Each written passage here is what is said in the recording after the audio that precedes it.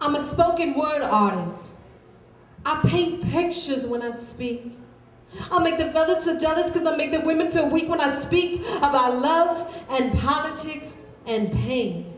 No need to touch, these words will make love to your brain. Some call it insane, I call it substance. I spill my soul on the stage, man. I love this, can't get enough of this. And if people don't like my words, I take my mic and I tell them to suck it. Because I am a spoken word artist. And I don't censor my words when I speak. Society says I'm careless and reckless because I exercise my freedom of speech, but really, I don't give a fuck what you think because I'm a spoken word artist and I don't spit game, I spit truth. You want to hear about pain? I'm living proof. I record my life in the booth, been shot at so many times, this heart is bulletproof. So now I stand in front of crowds like Martin Luther. I get loud when I rue at peace rallies with the crew. So don't try to change me and I won't try to change you. I don't care about your loot. I'm about knowledge and I'm stacking it. Wordplay is immaculate. I'm a serious lyricist and I'm speaking the realest because I'm thinking the illest. I'm killing the realest because I'm making them feel this. Fear this when you hear this. This female is fearless. Most of the time heelless, rocking high tops while I kill it. Feel my heart when I spit this. Feel my soul when I spit this.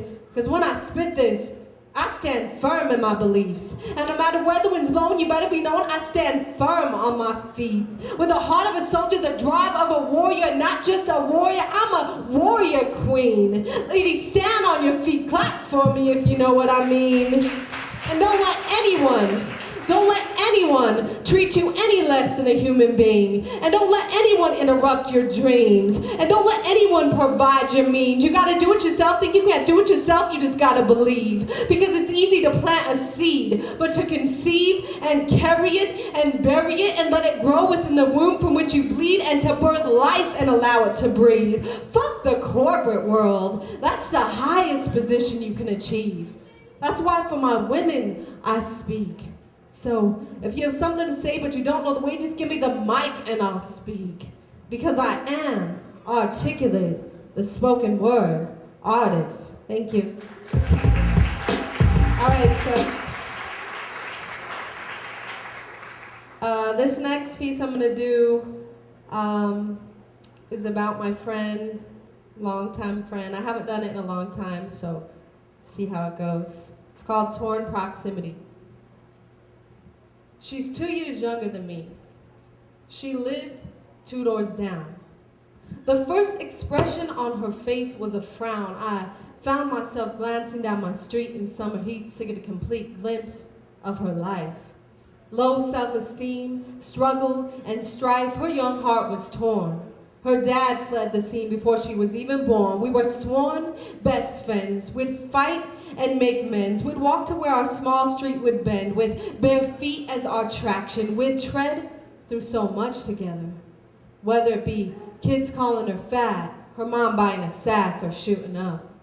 Her house was down, and to her, mine was up. She called my mom, Mama, and my dad, Papa, as did I. She was a sister in disguise. Real surprised when our Papa died. We cried together.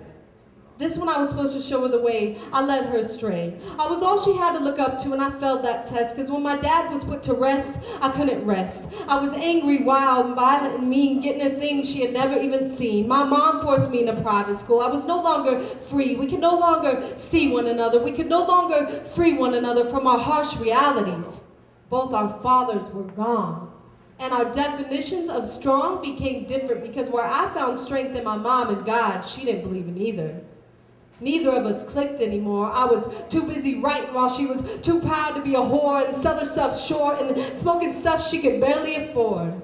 I prayed to the Lord, talked to my dad, tell him to be that father she never had. A sad truth, and she was living proof of what I almost was. And money doesn't motivate me the way a book does. So I was poor in wealth, but I was rich in knowledge. In my first year of college, she called me up and her familiar voice left me no choice but to smile.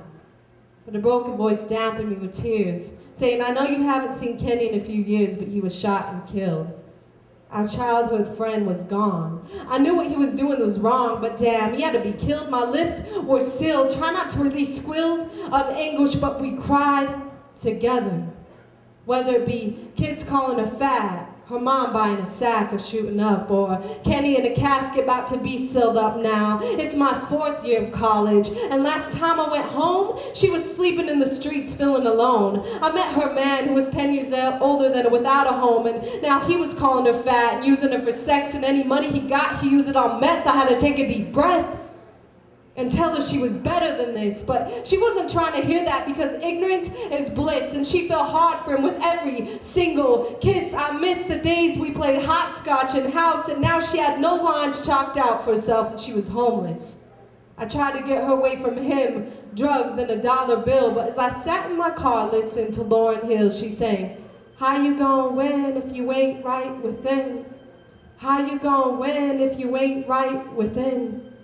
And now people were telling her everything in her life was a sin. Where do I begin? My mom told me she had to want to help herself, but I used to be the one to pick her up when she fell, and now I'm just sitting, being a witness, watching her young days fade away. Saw a few days ago she had a baby. Said if it was a girl, she would have named her after me. I see her and him, and he's cute as hell, but I know that's just the outer shell. She was supposed to be healthy, she failed that test. While he was growing inside of her, she fell to meth. Hoping the mistakes don't cause his death, I had to take a deep breath and tell myself that if I can't help her, I at least gotta help him because he's so young and innocent. And I've been thinking about it ever since, and I'm starting to realize that you have to be strong inside to rise above what you could be, and at the same time not getting caught up in what you should be. We chose to walk down opposite sides of our small street where she lived 2 doors down. She's 2 years younger than me.